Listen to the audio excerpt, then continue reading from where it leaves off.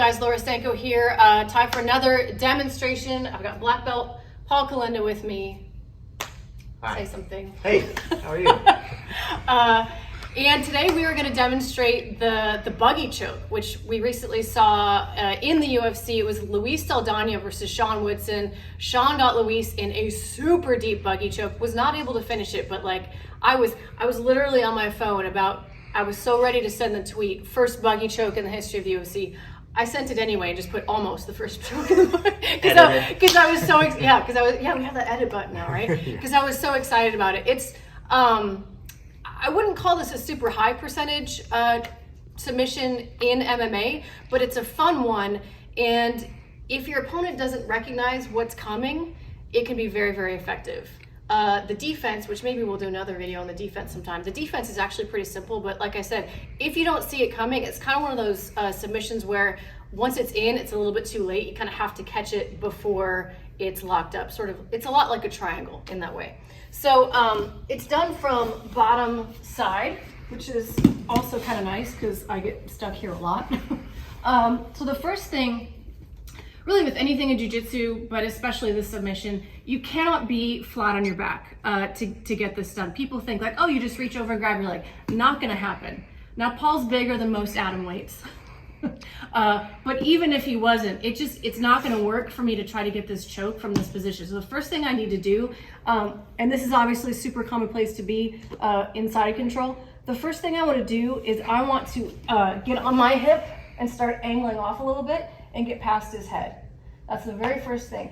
And I like to disguise a lot of setups. So like you could start looking for a shin over here. You can start looking like, oh, hey, I'm gonna grab you and look for a sweep. Do something to deflect with what you're actually doing.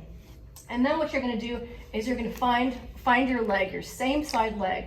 And you don't have to get the grip right away. If you wanna come over here, Gage. Sorry. No, you're good, you're fine. You don't have to get the full grip right away. All you gotta do is find your shin and get this secured. But as I said before, the defense is pretty simplistic. So once you get here, you do need to kind of move quickly through these last couple of steps. So the goal is you wanna have basically what's gonna look like an uppercut, and you wanna be as far into your knee pit with your elbow as possible. So this right here is ideal. This is where I wanna be, and I'm assisting obviously with my other hand to help get that. And then you're gonna grip your hands. But what I like to do to add to it is actually find the triangle here. This is gonna make it, sorry, I can tell he's choking on it. Sorry. This is gonna make it so much tighter, and I'm gonna wait to finish it because I don't wanna keep explaining it while he's in it. So I'm gonna grip my hands, I'm gonna hammer down my triangle at the same time, but the one detail that a lot of people miss is I'm also going to do like basically a side crunch. Think about squeezing your lat or like curling in that way. It's not so much about curling this way, it's about curling this way. So we're gonna do this all at once. We got our triangle, we're gonna get our grip, and we're gonna curl all at once. Hold on. Yeah. Oh, it's hard to do on him for me. You can see me struggling to find my other hand. It's hard to do on him because, like I said, you're a lot broader. You're a lot broader. A person than I am. Like sometimes our proportions are a little off compared to like someone I've been competing with. But you can see there, I'll do it a little bit faster. It's less explaining, more doing. So get into your side, find the leg, get whatever grip you can. I'm already kind of deep, which is nice. I'm gonna find my triangle, I'm gonna find my hands, and then I'm gonna squeeze. Ah.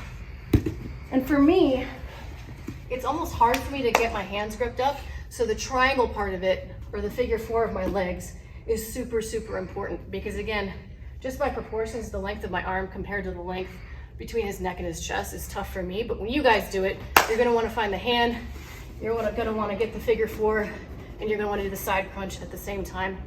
Boom, you got yourself a buggy choke. And a highlight reel. And did I miss anything? No.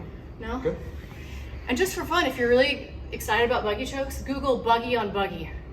Because one of the crazy defenses to a buggy choke is just another buggy choke. And then you become this like twisted ball of like who can squeeze harder, faster. So there you go. It's a fun Google. Enjoy. We'll see you guys next time.